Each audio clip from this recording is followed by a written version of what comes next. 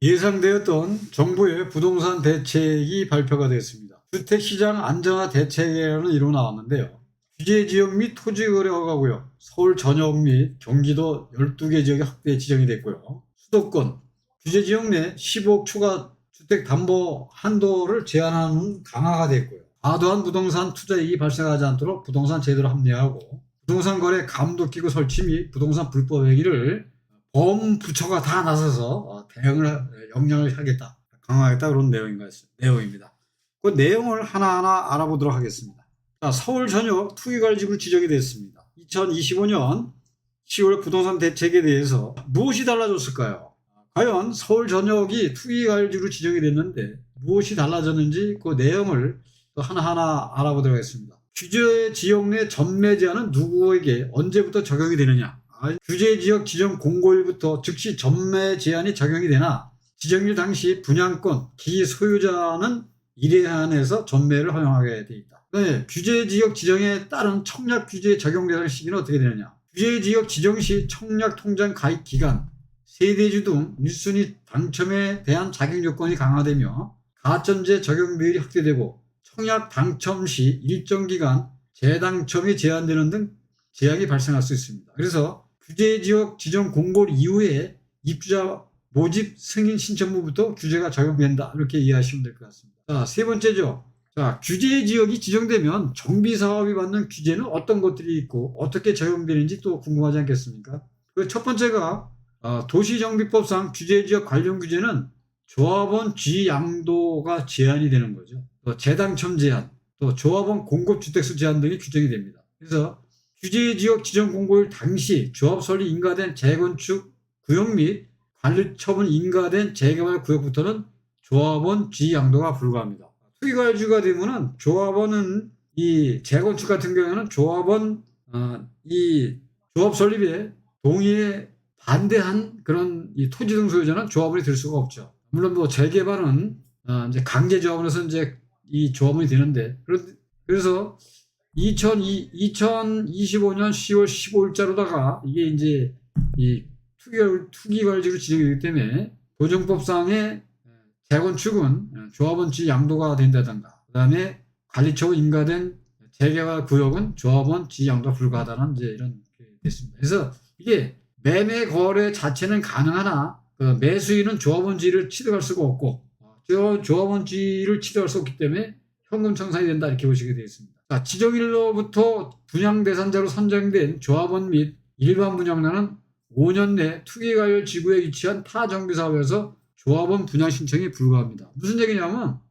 이 투기관련 지구에 위치한 타 정비사업입니다. 근데 그 지역이 투기관련 지구가 아니다. 그러면 서울시 25개구하고 경기도 12개 그 시군구에서는 이 조합원 분양 신청이 불가하지만 그 외에 뭐 평택이라든가 뭐 저쪽에 뭐 내포 신도시라든가 그쪽에 가서는 가능하다, 이렇게 이제 볼 수가 있습니다. 그래서 지정일로부터 최초로 사업시행 인가를 신청하는 재건축 조합은 조합원단 주택 공급수가 일치로 제한됩니다. 1+1은 이해가 된다는 얘기죠. 그래서 1+1은 뭐 145제곱미터 전용 면적일 경우 신청할 수 있지 않습니까? 그래서 종전자산의 가격 또는 주거 전용 면적 범위 내에서 2주택 1+1까지 공급 가능하며 1주택은 전용 60제곱미터 이하로 하며 이전고시 후 3년간 주택 전매가 전매 제한에 적용된다. 이런 기존과 똑같다고 보시면 됩니다.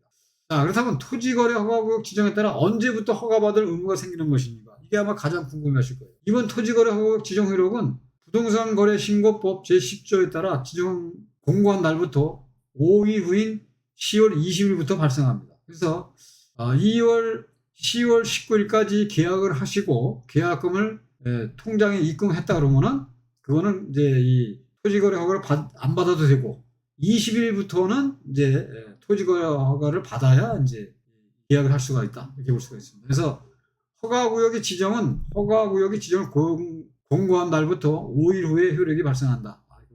이에 따라 또 토지거래 허가 구역 내 아파트 등 거래를 하고자 하는 자에게는 계약 체결 전에 허가받을 의무가 부과되므로 10월 20일 전에 계약을 체결한 자는 허가받을 의무가 부과되지 않으며 그에 따른 실거주 의무 또한 부과되지 않습니다. 그래서 10월 20일 이후에 20일까지 포함됩니다. 계약 체결을 하고자 하는 자는 계약 체결 전에 허가 간청으로부터 허가를 받아야 유효한 계약을 체결할 수 있습니다. 이게 또 발표가 되다 보니까 또 전화들이 많이 왔어요. 그 중에 뭐냐면 그러면 빌라나 다세대 주택 그다음에 이 단독주택도 실거주를 해야 되느냐.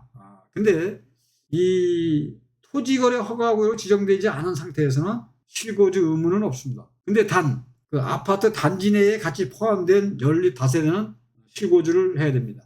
자, 그렇다면 왜 이제 이 다시 규제가 이제 강화됐냐 이렇게 이제 보는데 6.27 대책 이후에 거래가 자점 주춤했습니다. 7월 달에. 근데 그러다 보니까 이제 이 8월 달, 9월 달에 거래가 이제 많이 일어났죠. 또 가격도 소폭 상승하고. 그러다 보니까 97 대책이 나오지 않았습니까? 97 대책도 보면은 사실 뭐 어떤 공급에 대한 어떤 그게 없다 보고 뭐 임대라든가 공공으로도 하다 보니까 가격이 그때부터 올랐죠. 그래서 9월 달에 거래가 많이 일어났고 가격도 소폭 상승했습니다. 그러다 보니까 또 금리도 인하도 되고 그래서 정부가 집값 상승 기대와 투기 수요 차단을 위해서 이번 대책을 발표했다. 그래서 이번 대책 핵심은 서울 전역의 규제 플러스 대출 억제, 불법 단속 플러스 공급 속도 유지인데 이거 보면은 공급은 없고 억지책만 있다 보니까 이것도 역시 또 어느 정도 시간이 지나면 가격 상승이 되지 않겠냐 이렇게 볼 수가 있습니다. 자, 서울 전역에 투기가 주가 된다. 그러면 이제 뭐 먼저 같은 경우는 이제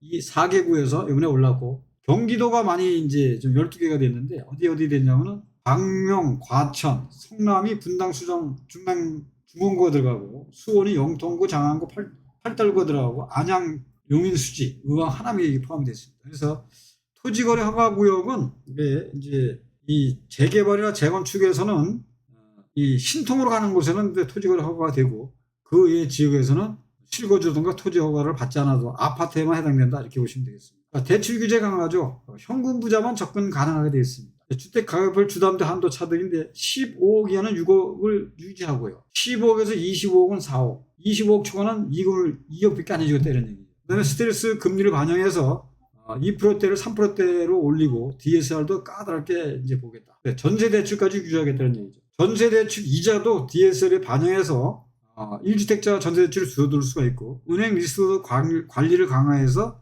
은행 이원 가중 치의를 조기에 인상한다. 이렇게 보는데 이건 26년도 1월부터 적용이 됩니다. 간단히 요약하면 비싼 집은 대출이 거의 안 나가고 전세 대출까지 조여서 갭 투자가 사실상 불가능하다 이렇게 볼 수가 있습니다. 세금 제도 개편 예고죠. 주요 변화 방향입니다. 우리가 이제 보유세, 거래세 조정 있지 않습니까? 자, 보유세로 봐서 이제 종부세죠. 종부세는 지금 문재인 정부 시절에는 공정거래 가액 비율이 95%까지 올라갔었죠. 그러다가 윤석열 정부가 들어서면서 이제 60% 내려놨고요. 그다음에 이제 지금 이재명 정부 들어서는 먼저는 80%인데 이번에는 또 90%까지 얘기가 솔솔 나오고 있습니다. 거래세죠. 취득세입니다. 이 조정 대상 지역에서는 이게 내가 1주택인데 1주택을 하게 되면 2주택자인가 8%, 그다음에 3주택은 12%가 되죠. 투기과유도 마찬가지입니다. 그리고 이 특정 지역의 세제 강화라는데 이게 이제 또 내년도 5월 9일까지 양도세는 일반과세로 지금 조정이 되어 있죠. 대통령령으로 조정이 되는데 지금 이제 투기과유 지정이 됐으니까 내년도 5월 9일까지 거래가 되질 않으면은 또 중과세로다 또 늘어나지 않습니까? 2가구는 뭐 플러스 20%, 그다음에 3가구 이상은 뭐 플러스 30% 이상. 그렇게 되면 먼저도 말씀드렸듯이 또 최고 82.5%까지 세금을 내야 되니까 그래서 이 기존에 다주택자 가지신 분들이 좀 마음이 바빠지지 않을까. 내년도 5월 9일까지 이거를 처분해야 일반과세로다 세금을 낼 수 있는데 막 그런 데에 따라서 약간의 가격 하락은 좀 나오지 않을까 보고 있습니다. 그래서 다주택자도 보유세가 부담이 증가가 되고 또 양도세, 중과세 문제도 보고 그다음에 실수요자는 이제 세제 혜택을 확대해 주겠다 이런 내용을 보겠습니다. 자, 불법 거래와 투기 단속 정부처가 나선다는 얘기죠. 국토부에서는 허위 신고가 거래, 시세 조작 집중한다는 얘기인데 이 부동산에서 가격을 올려놓습니다. 그래서 신고를 해놓고 나서 나중에 해제를 하는 거죠. 그러면 다른 이 업소에서 봤을 때 이 가격에 거래가 됐네, 올랐네 해서 시세가 올라가지 않습니까? 그런 거를 조작한다. 그래서 집중 단속하겠다는 얘기고 금융위 같은 경우에는 대출자금 유용이라든가 사업 위반 조사를 하겠다는 얘기고 국세청은 초고가 주택 증여, 그 다음에 취득 전수조사 탈세 신고센터를 한다는 얘기죠. 이번에 이제 이 소명이 나왔는데 90년대 후반 매수자가 집을 구입을 하다 보니까 거기에 대한 소명이 나왔습니다. 이제 그런 거를 이제 전체적으로 보겠다는 얘기고. 이게 새로 생겼죠. 경찰청에서 841명의 단속인을 투입해서 부정이라든가 청약에 대한 비리 수사하겠다는데 이제 경찰까지 동원이 된 것 같습니다. 그래서 국무총리실에서는 부동산 불법 행위 감독기구 신설할 예정이고, 이제 부동산 불법은 모든 부처가 함께 잡는다. 한마디로 이제 꼼수는 통하지 않는다, 이런 신호로 볼 수가 있겠습니다. 그리고 이제 공급은 멈추지 않는다는데, 공급계획은 이제 97 대책 후속으로 수도권에 135만 원 공급 목표를 유지하는데, 서울의 노임대 재건축 23,000호, 신축 매입임대 7,000호, 신규 택지 3만 원은 계획 추진하는데, 원하는 곳에 이제 나와야죠. 서울시에서는 이제 927로 인해서 발표가 됐죠. 재개발 재건축의 속도를 높이겠고, 중복되는 그런 걸 단일화시켜서 20년 걸리는 걸 6년 8개월, 약 7년을 줄여서 12년 13년 걸려서 입주할 수 하겠다. 이제 그런 거다고. 그다음에 원하는 곳에 집을 짓기 위해서 한강변을 이제 나오지 않았습니까? 그 오세훈 시장이 한강 르네상스를 들고 나왔는데, 또 그와 유사한 또 이번에 또 설명이 나왔습니다. 서리풀 지구라든가 과천 지구, 기타 신규 택지에. 그래서 수요는 조이되 공급은 계속 간다. 이게 이번 대책의 이중 전략이라고 볼 수 있을 것 같습니다.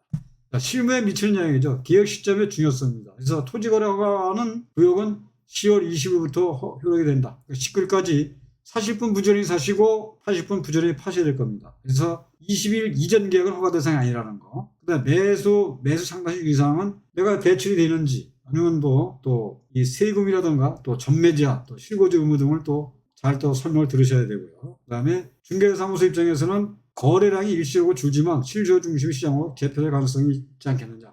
그래서 단기 영향을 봤을 때 거래량이 감소하고 투자 수익이 위축이 되고 가격 조정이 하향으로 조정이 될 국면이 있지만, 장기 전망으로 본다면 실수요 중심 시장으로 안정적인 가격 형성으로 거래 환경이 비칠 것으로 보고 있습니다. 자, 마무리 한번 해보겠습니다. 정부는 이제 이번 대책을 통해서 단기 투자 수요를 억제하고 실수요자 중심의 안정적인 시장을 만들겠다는 정부의 강한 의지를 표명하고, 투자자에게는 서울 전역이 규제 지역이 된 만큼 투자는 시끌이 신중하게 접근하셔야 되는 게 좋을 거고, 실수요자에게는 실거주 목적이라면 또 이번이나 또 내년 초에 한번 또 잘 살펴보셔서 현명하게 활용하시길 바라겠습니다. 자, 오늘 영상은 여기까지입니다. 영상에 도움이 되셨다면 구독과 좋아요로 응원해 주십시오. 오성부동산TV는 여러분의 내 집 마련, 그리고 재개발, 또 현명한 부동산 선택을 도와드리겠습니다. 시청해 주셔서 감사합니다.